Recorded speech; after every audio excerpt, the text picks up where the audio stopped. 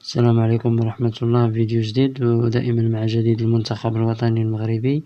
والبداية غتكون مع التصريحات اللي خرج بها مدرب بلد الوليد حول اللاعبين المغربيين جواد اليميق وزهير فضال والحضور ديالهم في المونديال، وكذلك الخبر السار اللي تلقاه وليد الركراكي قبل ما يعلن على اللائحة النهائية، وكذلك نهضروا على التخوف ديال الركراكي من كأس ملك إسبانيا، وكذلك الارتباك اللي كيعيش فيه وليد الركراكي بسبب ضعف التنافسية لنصف هجوم المنتخب المغربي في مقابل النصف الآخر في جاهزية تامة للمونديال. وقبل ما نبداو ما تنساوش ديروا جيم واشتراك وشي تعليق باش يوصلكم كل جديد ان شاء الله. وبداية مع تصريحات ديال مدرب بلد الوليد لصحيفة ايس اسبانيا، بحيث اكد بانه ما يعتمدش على اللاعبين المغربيين زهير فضال وجواد اليميق في المباراة ديال الفريق ديالو في كأس الملك يوم السبت المقبل، لان اللاعبان غادي يلتحقوا بمنتخب بلادهما الوطني.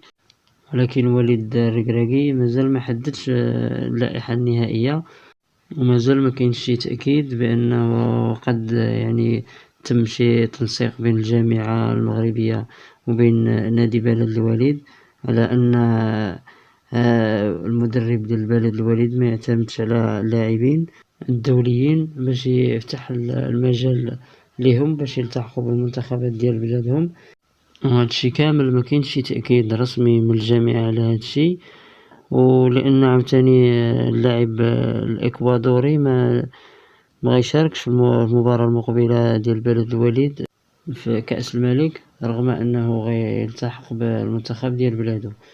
وندوزو للخبر الثاني ديال الركراكي بأنه تلقى خبر صار قبل ما يعلن على اللائحة الرسمية للمونديال، حيث كشفت صحيفة موندو ديبورتيفو الإسبانيا بأن اللاعب عبد الصمد الزلزولي غيغيب عن المباراة ديال الفريق ديالو ضد برشلونة بسبب الإصابة، بينما غيكون جاهز إن شاء الله في مونديال قطر 2022.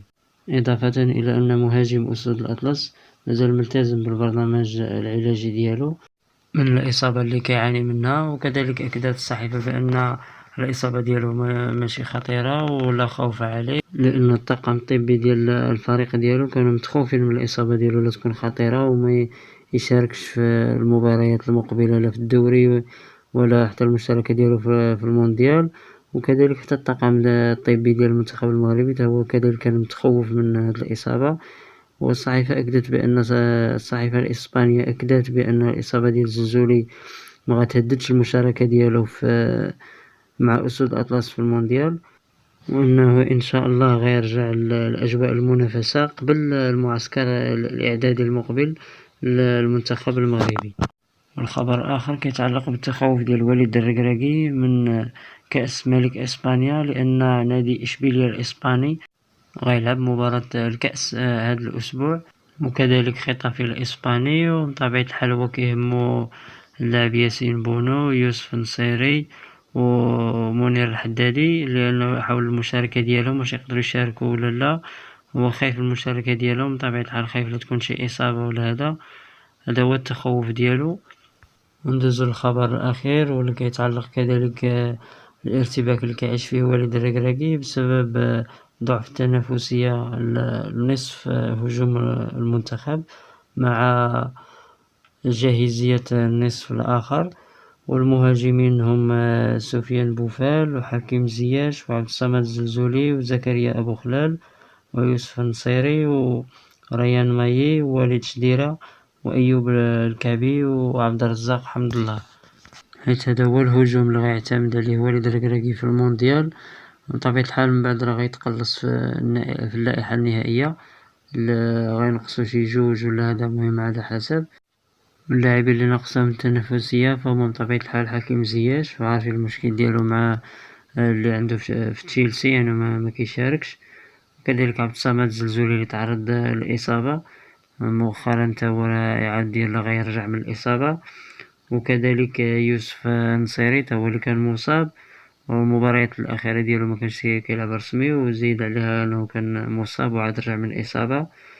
وكذلك حمد الله من بعد ما توقف الدوري السعودي. المهم هاد اللاعبين هما اللي عندهم نقص في التنافسية، وبقية اللاعبين فهم في جاهزية تامة. ورغم ذلك فكاينين لاعبين اللي من هاد الاسماء اللي هادو واخا ما عندهمش تنافسية راه غيعتمد عليهم وليد الركراكي. المهم هادشي اللي كاين في هذا الفيديو. ما تنساوش ديروا اشتراك وشي تعليق وتفعلوا الجرس وديروا جيم باش يوصلكم كل جديد ان شاء الله. والسلام عليكم ورحمة الله.